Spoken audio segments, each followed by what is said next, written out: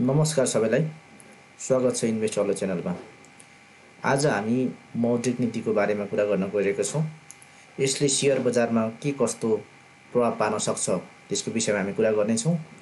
र आज 2079 साउन महिनाको 6 गते मौद्रिक नीति गभर्नरद्वारा प्रस्तुत भएको छ र मौद्रिक नीतिमा शेयर बजार सम्बन्धी के कस्ता नीतिहरू आए जसले चाहिँ देशको अर्थतन्त्र शेयर बजारलाई चाहिँ के कस्तो असर पर्न सक्छ भन्ने विषयमा हामी यहाँहरु समक्ष छलफल गर्नेछौँ। केही बुदाहरू राख्नेछौँ, मुख्य बुदाहरू। र त्यसैगरी 1 नम्बरमा रहेको छ मर्जर र एक्विजिसन गर्दा हुने कारोबार रोका सेवनले व्यवस्था गरे बमोजिम हुने र तत्काल हटाइने भनेर भनेको छ। अब यसको प्रभाव चाहिँ पुँजी बजारमा विशेषतः सकारात्मक रहन्छ र यो राम्रो कदम पनि रहेको छ सेवनको। र त्यसैगरी अर्को रहेको छ 4 12 को कुरा रहेको छ। 4 करोडको हट्ने तर 12 करोडको सीमा चाहिँ कायम रहने भनेर चाहिँ मौद्रिक नीतिमा चाहिँ आएको छ।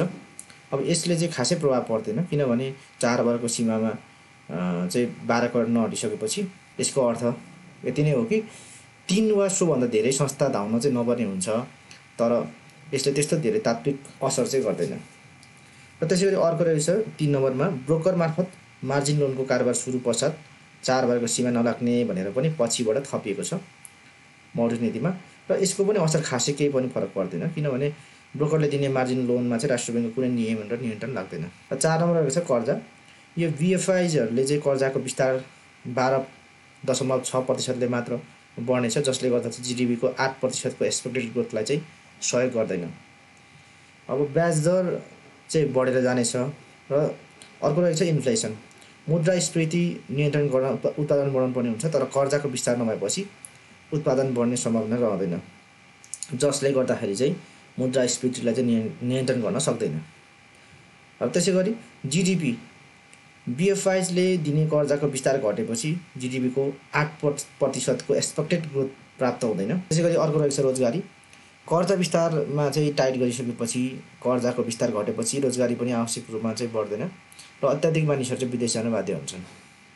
अब यसको असर भनेको रेमिटेन्स चाहिँ अत्याधिक रूपमा मानिसहरू विदेश जान बाध्य भएपछि अवश्य पनि रेमिटेन्समा सुधार आउँछ, रेमिटेन्स अझै बढ्न सक्छ, तर यसले गर्दा चाहिँ देशको दीर्घकालीन विकासमा चाहिँ सहयोग गर्दैन।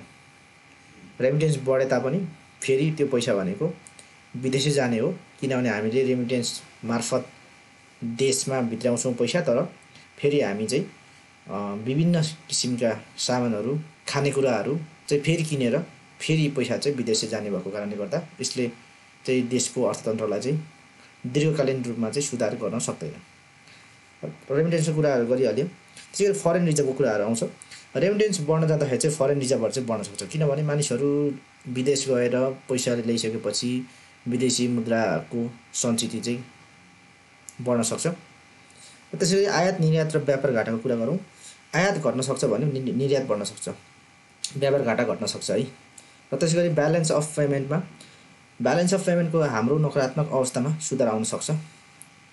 आयात निर्यातको घाटा व्यापार घाटा चाहिँ कम गर्दै लाने हो भने हाम्रो चाहिँ यो जुन ब्यालेन्स अफ पेमेन्टको नकारात्मक अवस्थामा चाहिँ सुधार आउन सक्छ। अर्थतन्त्र सङ्कुचित हुनेछ। र त्यसैगरी अर्को समग्रमा पुँजी बजारको विषयमा भन्नुपर्दा पुँजी बजारलाई त्यति धेरै चाहिँ सजिलो छैन अहिलेको अवस्थामा किनभने ब्याङ्कको ब्याज दर बढिरहेको छ। त्यसको कारणले गर्दाखेरि चाहिँ मानिसहरू यो शेयर लोनहरू पाउन चाहिँ अलिकति कठिनाइ नै हुन्छ र ब्याङ्कको ब्याज दर भनेको जहिले पनि शेयर बजारसँग चाहिँ नकारात्मक सम्बन्धको रूपमा चाहिँ हामीले हेर्न सक्छौँ।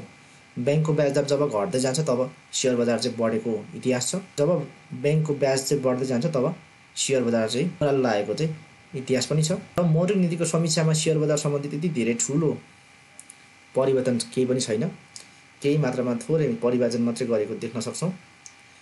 मैले तपाईहरुलाई यति नै भने, अझ यसमा छुटेका कुराहरू छन् भने तपाईहरुले कमेन्ट बक्समा कमेन्ट गरिदिनु होला भन्दै यहाँहरुबाट बिदा हुन्छु। धन्यवाद।